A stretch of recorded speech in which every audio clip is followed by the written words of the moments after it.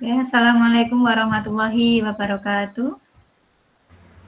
Waalaikumsalam Waalaikumsalam warahmatullahi warahmatullahi wabarakatuh. wabarakatuh. Ya, selamat pagi teman-teman pendidikan bahasa Inggris kelas 1E. Ya, hari ini kita berjumpa kembali di meeting kita yang kelima ya. Hari ini hari Senin seperti biasa jam kita di jam 7 ya sampai nanti kalau dijadwal sampai 8.40. Ya, hari ini kita nanti sesuai dengan pembahasan yang sudah saya sampaikan, ya nanti kita membahas tentang daftar pustaka. Sebelum saya mulai ke sana, kita awali pertemuan hari ini dengan membaca basmalah bersama-sama. Bismillahirrahmanirrahim.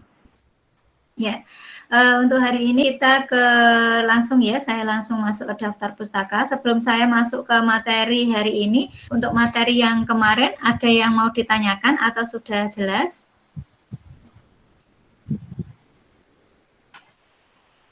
Ada yang mau ditanyakan untuk materi yang kemarin? Jelas, Bu. Ya, untuk PUEB sudah sudah diunduh semua ya, teman-teman ya.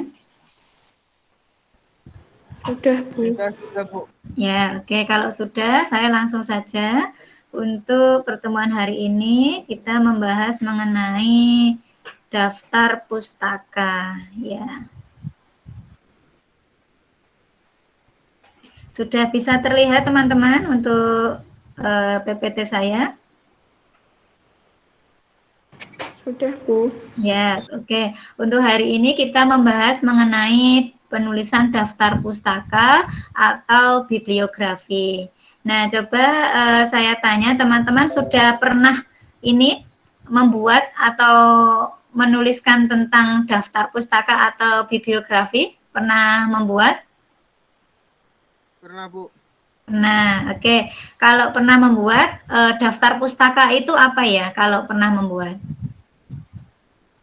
Ya. Daftar pustaka itu apa? Silakan berpendapat. Di dalam daftar pustaka itu isinya apa saja kalau yang pernah Anda ketahui sejauh ini? Yang pernah teman-teman ketahui sejauh ini isinya berupa apa?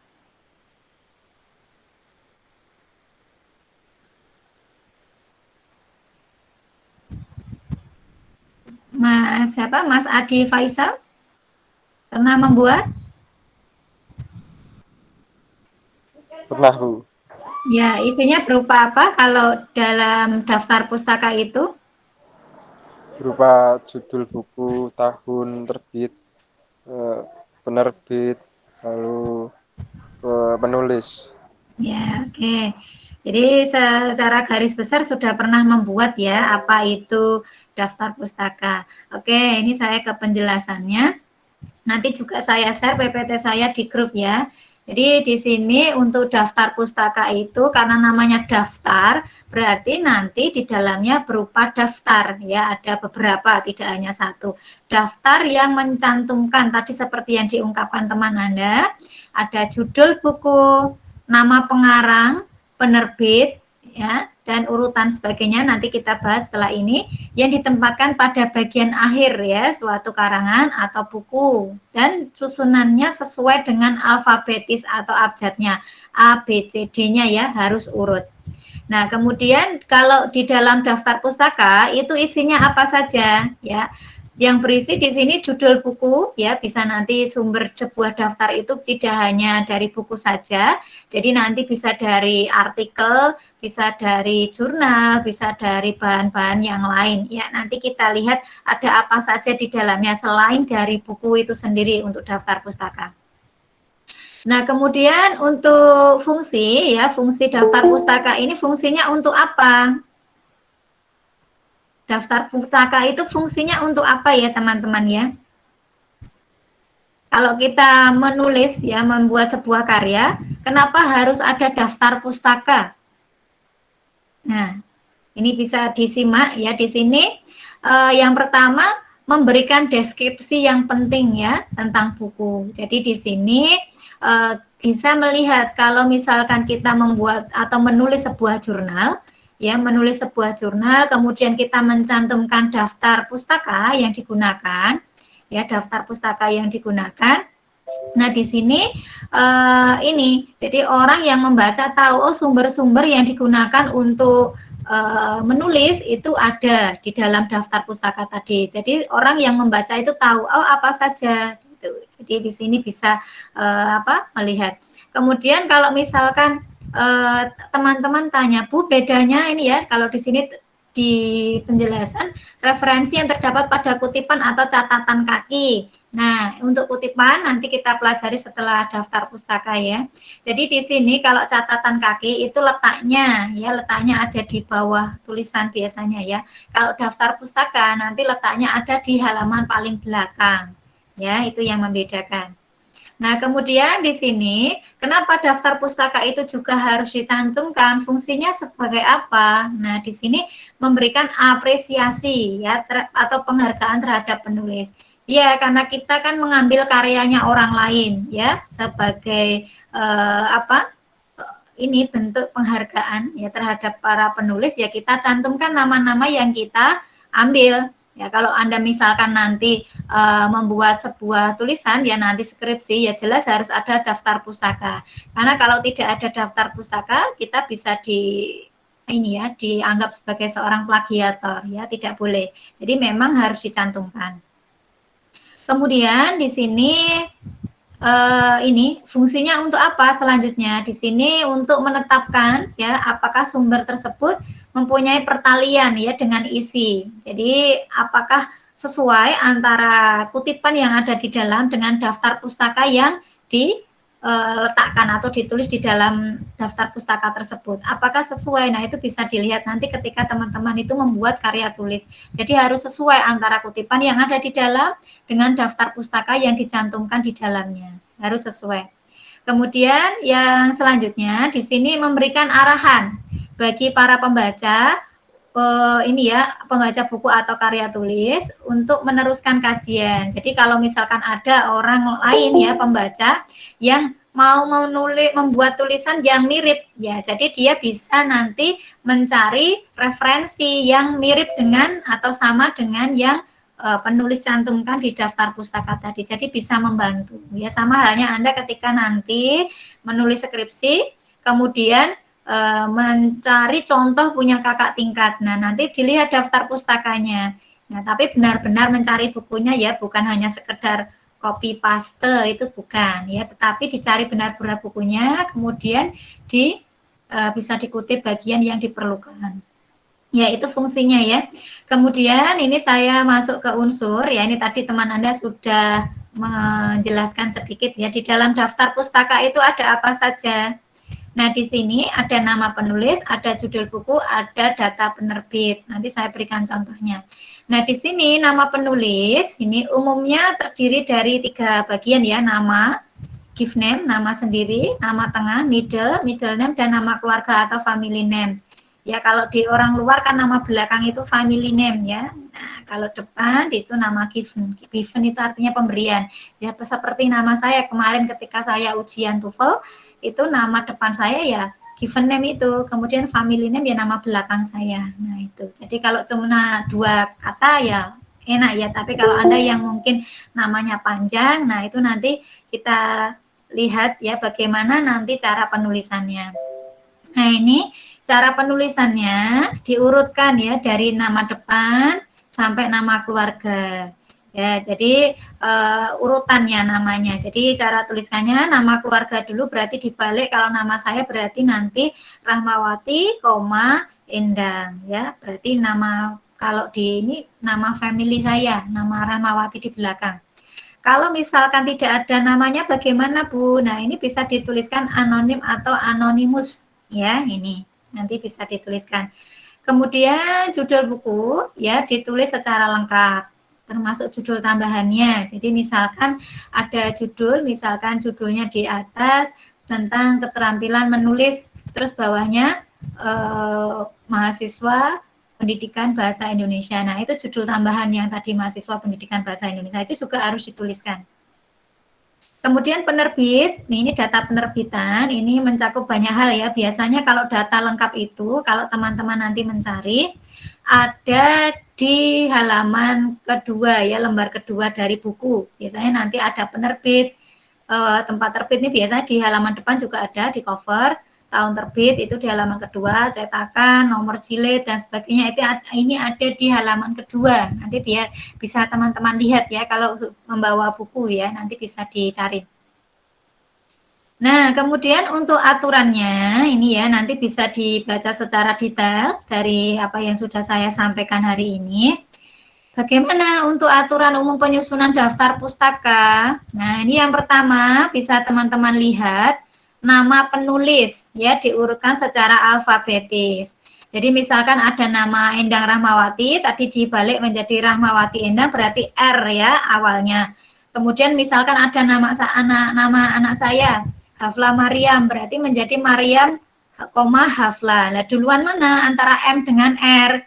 Ya tentunya yang M dulu. Jadi Maryam, Hafla, kemudian baru Rahmawati Endang. Ya, jadi urutan secara alfabetis. Gelar tidak usah dicantumkan. Ya, walaupun gelarnya sangat banyak, panjang, tidak usah dituliskan Profesor, Doktor, Haji, PhD, tidak usah ya. Cukup nama saja. Kemudian ini ya penjelasan lagi, jika mengambil lebih dari satu bahan referensi dengan pengarang yang sama, maka untuk referensi yang kedua dan seterusnya, nama pengarang tidak perlu dituliskan lagi, tetapi diganti dengan garis panjang.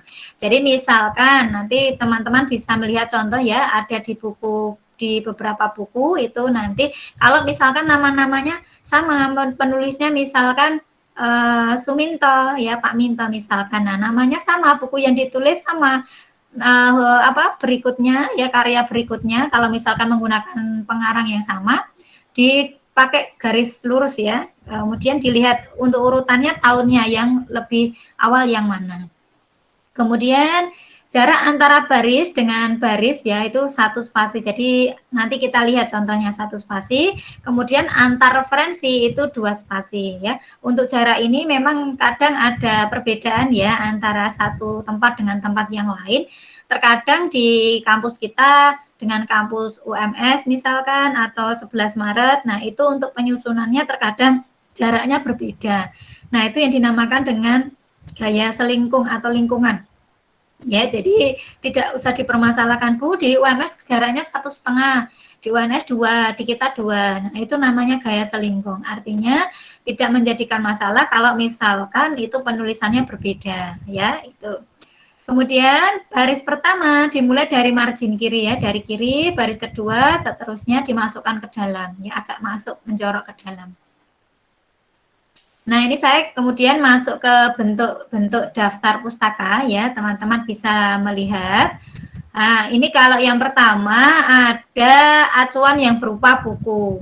Nah, pengarang, kalau misalkan pengarangnya 1 orang, ya, nih pengarang pertama penulisan nama untuk awal menggunakan huruf besar ya, seperti tadi. Kemudian nama belakang, itu diberi tanda koma, ya, Endang Rahmawati, Endang. Kemudian setelah itu tahun, ya ini nanti kita praktekkan. Kemudian judul buku ditulis menggunakan huruf miring, ya atau judul tersebut digarisbawahi. Setelah judul tanda titik, ya ini nanti ada contohnya. Keempat nanti penerbitnya tanda titik 2, kemudian tempat terbitnya di mana, ya. Oke. Nah, ini contoh seperti ini. Misalkan ada Nana Sujana, ini nama aslinya Nana Sujana dibalik menjadi Sujana, Nana, tahun, ini dibuat miring ya, dasar-dasar proses belajar mengajar, penerbitnya Bandung, kemudian nama penerbitnya Rosda Karya, ini ya penjelasannya. Kemudian kalau buku dengan 2 atau 3 pengarang bagaimana, Bu? Nah, sekarang bisa teman-teman perhatikan. Nama pengarang pertama ditulis terbalik ya, nama pengarang pertama ditulis terbalik. Nama pengarang pertama ditulis terbalik, ya itu bisa teman-teman lihat. Kemudian nama pengarang kedua dan ketiga tidak dibalik. Nah, urutan nama pengarang harus sesuai dengan apa yang tercantum pada halaman judul buku. Ya, tidak boleh ada perubahan karena penulis itu urutan penulis pertama, kedua, ketiga atau seterusnya itu kontribusinya berbeda. Nah, contoh di sini ya. Sebentar nih saya hilangkan dulu. Nah, perhatikan ini ada namanya di sini ada 3 nama, ada Donald Cruikshank, kemudian Fred Guinness dan Joe Absur ini ya. Nama kedua dan ketiga di sini tidak dibalik, nama yang pertama di sini dibalik ya. Ini bisa teman-teman lihat. Kemudian tahun, judul, kemudian tempat penerbitnya. Nih. Kemudian itu tadi 3 pengarang, kemudian jika buku dengan lebih, jadi pengarangnya lebih dari 3, bagaimana nanti cara menuliskannya? Nah, ini penjelasannya. Nama penulis yang dicantumkan hanya nama pertama dengan susunan terbalik. Nih ya, contohnya sudah ada.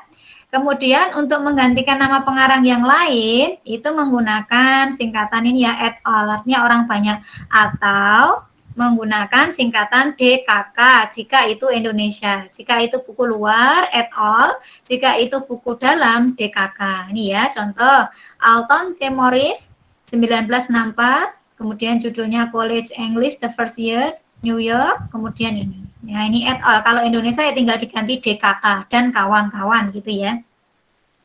Nah, kemudian berikutnya ini buku yang edisi berikutnya mengalami perubahan. Nah, misalkan ada edisi revisi gitu ya. Nah, di sini bisa teman-teman lihat ini ya, ada penjelasan di sini edisi revisi ya, penjelasannya ada penulisan. Tinggal ditambahkan di dalam judul edisi revisi saja. Kemudian buku yang terdiri dari 2 jilid atau lebih. Nah, ini ada volumenya. Ya, kalau Indonesia berarti ya ini tinggal dibalik volume 3. Ya, kalau ini trifold karena ini buku luar. Kalau buku Indonesia itu volume 3. Ya, volume berapa? 1, 2, 3 atau berikutnya tergantung dari berapa banyak jilid buku yang dikeluarkan. Kemudian selanjutnya untuk penjelasan jika itu berupa buku terjemahan. Seperti apa penulisannya? Nah, ini bisa teman-teman lihat untuk penulisannya bagaimana. Di sini nama ya, nama penulis dituliskan dulu. Ini nama penulisnya dibalik, tahun terbitnya, kemudian judul terjemahannya, terus nama penerjemah, tahun penerjemah, kemudian nama tempat penerbitan. Nah, ini contohnya. Ini namanya Wahbah Al-Zuhaili, tahunnya ini, tahun terbitnya, ini judul terjemahan, ini penerjemahnya Muhammad Lukman Hakim, kemudian tahun terbit sudah diterjemahkan, tempat, kemudian ini penerbitnya. Gitu ya teman-teman ya, nanti sambil berjalan nanti dibaca ulang bisa. Kemudian berikutnya, ya mohon maaf saya sebentar, ini ya klik, oke ini saya hilangkan aja. Nah, acuan kalau itu dari artikel. Bagaimana kalau itu dari artikel? Nah, penulisannya sama seperti dari buku, hanya ditambahkan ed ya di sini, editor ini ya, jika di dalamnya ada editornya. Nah, ini contohnya sama. Itu. Kemudian kalau berupa kumpulan artikel seperti apa, Bu? Nah, kita lihat di sini acuan dari artikel dari kumpulan artikel. Ini judulnya, judul utamanya, conception ini judul utama. Kemudian ini judul yang mau diambil ya, karena biasanya kalau dalam kumpulan artikel, misalkan nanti kalau di jurnal kami ya di bahasa Indonesia ada jurnal Tabasa. Nah, di dalamnya nanti banyak beberapa judul dari penulis, maaf. Jadi ada beberapa penulis. Nah, nanti judulnya di sini Tabasa. Nah, kemudian ini judulnya apa yang diambil. Gitu. Kemudian kalau dari surat kabar bagaimana? Nah, ini nama, judul, korannya, nomornya, ini edisi keberapa, halaman keberapa. Ya. Kalau dari sumber yang tidak diterbitkan, misalkan skripsi, tesis, disertasi, ya ini tinggal ditulis saja. Ini nama, tahun, judulnya, disertasi, tesis, atau yang lainnya. Ini ya, atau skripsi, Surakarta, fakultas apa, kemudian ini apa tempatnya ya, kampusnya apa. Yang selanjutnya, nah kalau misalkan bersumber dari internet, bagaimana cara menuliskannya? Nah ini teman-teman langsung bisa melihat. Yang pertama, di sini menuliskan nama ya, kemudian tahun. Kemudian setelah itu tanda titik komanya bisa diperhatikan, judul ya diberi tanda petik ini ya. Kemudian alamat websitenya, URL-nya apa ya. Kemudian ini ditambahkan diunduhnya kapan, tahun. Kemudian ini ya penulisannya sama, jam berapa di sini dituliskan. Kemudian kalau dari makalah ini juga sama, ini tinggal diganti saja judul dalam seminar apa Surakarta Pasca Sarjana. Ya, itu. Ada yang mau ditanyakan teman-teman sebelum saya berlanjut?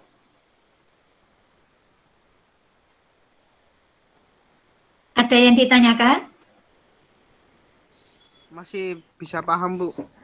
Oke, karena dulu zaman ini ya, zaman Anda sekolah di SMA, saya kira sudah pernah mendapatkan ini, tapi belum ini ya, belum meluas. Nah, dari jurnal itu kan belum ya. Jadi nanti sambil melangkah nanti bisa kita pelajari bersama-sama.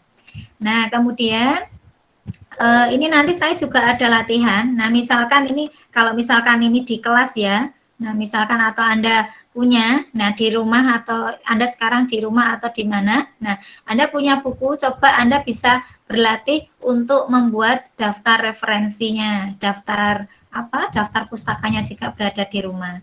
Nah, tapi nanti saya ada latihan tersendiri ya, nanti saya berikan ini ya, dikerjakan nanti ini di grup, kemudian nanti saya berikan pembahasannya, nanti langsung saya bahas hari ini juga. Ya teman-teman, ada yang mau ditanyakan sebelum saya akhiri, karena nanti setelah ini saya ke grup, kita nanti membahasnya di grup. Ya, nanti ada latihan, 5 latihan dikerjakan, kemudian nanti setelah selesai kita bahas bersama-sama, saya ada nanti jawaban sudah saya berikan sekalian. Jadi teman-teman bisa ini, Bu, nanti apakah semua harus mengerjakan? Boleh, mau mengerjakan semua boleh, saya anggap sebagai ini ya nilai keaktifan. Ya, nanti berarti ini jam 7:30, nanti sampai 8:30 teman-teman boleh mengerjakan, kemudian jam 8:30 10 menit nanti saya memberikan pembahasan ya, nanti saya berikan jawabannya. Kalau ada yang mau ditanyakan boleh ya, silakan nanti teman-teman jika ingin bertanya saya perbolehkan. Itu ada yang mau ditanyakan? Untuk presensi ini tadi sudah kerekod ya, saya anggap teman-teman sudah masuk ya, sudah kerekod. Oke, ada yang mau ditanyakan teman-teman? Jika ini masih ada yang mengganjal, boleh silakan ditanyakan. Atau sudah jelas? Jelas, Bu. Ya, kalau sudah jelas, saya akhiri sampai di sini. Nanti saya share di grup, teman-teman bisa mengerjakan. Dikerjakan langsung di situ boleh, pakai Word juga boleh. Hanya 5 saja, ya tidak terlalu banyak. Di situ sudah ada penjelasan. Bentuknya Word ya, saya bentuk Word karena biar lebih mudah. Ya, kita akhiri untuk pertemuan di daring hari ini dengan membaca hamdalah bersama-sama. Alhamdulillahirrahmanirrahim. Ya, terima kasih teman-teman ya sudah hadir tepat waktu. Untuk teman-teman yang terlambat, nanti saya minta pertemuan berikutnya nanti bisa on time. Gitu nggih, ini sudah.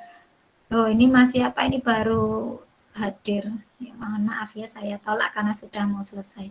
Oke, kita akhiri. Terima kasih. Wassalamualaikum warahmatullahi wabarakatuh.